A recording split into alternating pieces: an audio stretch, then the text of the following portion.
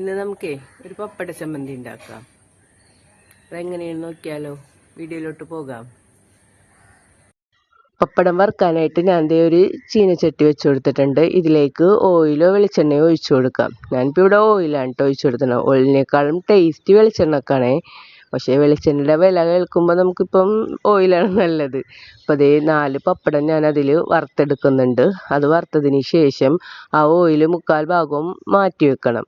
ബാക്കി ഒരു ഇത്തിരി ഓയിൽ ഇതിലോട്ട് വെച്ചിട്ട് അതിലേക്ക് കൊച്ചുള്ളിയോ സവാളയോ, ഞാനിവിടെ സവാള കട്ട് ചെയ്തിട്ട് അത് ഇട്ട് കൊടുക്കുന്നുണ്ട്. ഒരു ചെറിയ പീസ് പുളിയും ഇട്ട് കൊടുക്കുന്നുണ്ട് കേട്ടോ. അതും ഇട്ടിട്ട് നല്ലപോലെ ഒന്ന് വഴറ്റി മുരിച്ചെടുത്തിട്ട് അതിലേക്ക് ഒരു 5-8 വറ്റൽമുളകും കുറച്ച് തേങ്ങ ഇട്ട് കൊടുക്കാം. എന്നിട്ട് ഇതിന് പാകത്തിനുള്ള കുറച്ച് ഉപ്പിട്ടാൽ മതി കേട്ടോ. കാരണം പപ്പടത്തിൽ ഉപ്പുള്ളതാണ്, പുളിക്ക് ഉപ്പുണ്ട്. അപ്പോൾ അതൊന്ന് വഴറ്റിയിട്ട് അതൊരു മിക്സിയുടെ ജാറിലോട്ടിട്ട് നന്നായിട്ടൊന്ന് പൊടിച്ചെടുക്കണം. അപ്പോൾ അതൊന്ന് പൊടിഞ്ഞു വന്നിട്ടുണ്ട്. ഇനി ഇതിലേക്ക് ആ പപ്പടവും കൂടെ ഒന്ന് പൊടിച്ചിട്ടാൽ മതി കേട്ടോ. നല്ല രുചിയാണ് കേട്ടോ. എല്ലാവരും ഒന്ന് ട്രൈ ചെയ്ത് നോക്കണം കേട്ടോ. വീഡിയോ ഇഷ്ടമായാൽ ലൈക്ക് ചെയ്യാനും ഷെയർ ചെയ്യാനും കമൻറ്റ് ചെയ്യാനൊന്നും മറന്നു പോകരുത്. പുതിയതായിട്ട് കാണുന്ന ആരെങ്കിലും ഉണ്ടെങ്കിൽ സബ്സ്ക്രൈബ് ചെയ്തതിനൊന്ന് സപ്പോർട്ട് ചെയ്യണം കേട്ടോ.